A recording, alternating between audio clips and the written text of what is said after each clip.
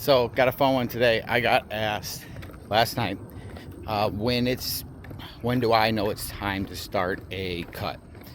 Um, which is kind of a loaded question, but we'll get into it. I think it really depends on what your goals are. If you're a competitor and last year you were told that you had to grow, I would not start a prep or like a cut until you've put on a decent amount of weight above your stage weight and you still have abs. So if your abs just completely start to disappear, like, I'm not talking about they have to be like super etched out, but if they start to disappear to the point where they're just not there at all, I think it's time to cut back the food a little bit. You should always have some type of visible abs. That's just my personal opinion. And then try to get your lean body mass. So while you still have some abs, get your weight up at least 25 pounds over your stage weight before you do anything. If you're really trying to grow, you're going to have to be over your stage weight by a significant amount for an extended period of time, because then you have to hold that weight, mature that muscle, do all that.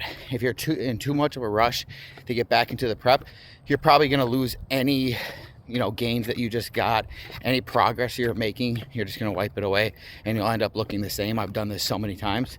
Now, if you're not looking to compete and your goal is just to get lean for the summer, you want to be at like a healthy lean, 12% body fat, not in the single digits, I would start it same kind of thing if you're losing your abs at all, and really maintain a 1 to 2 pound weight drop throughout to get to your desired look.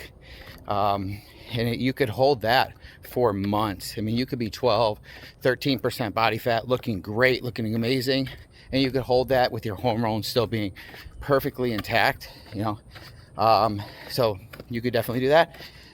I would say it's also just financially how you are. If you're having a hard time eating enough food to bulk, it may be time for a diet there too.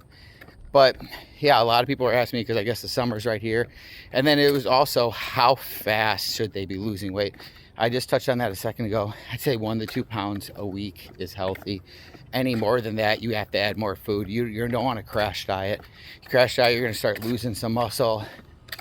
And that is never good.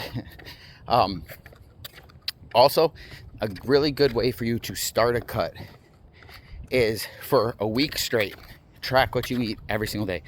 Every single thing, snacks, condiments, get a very good range of where you're at daily, so that when you start your cut, you can just start bringing it down from there. That would be like your maintenance point. You start coming from there.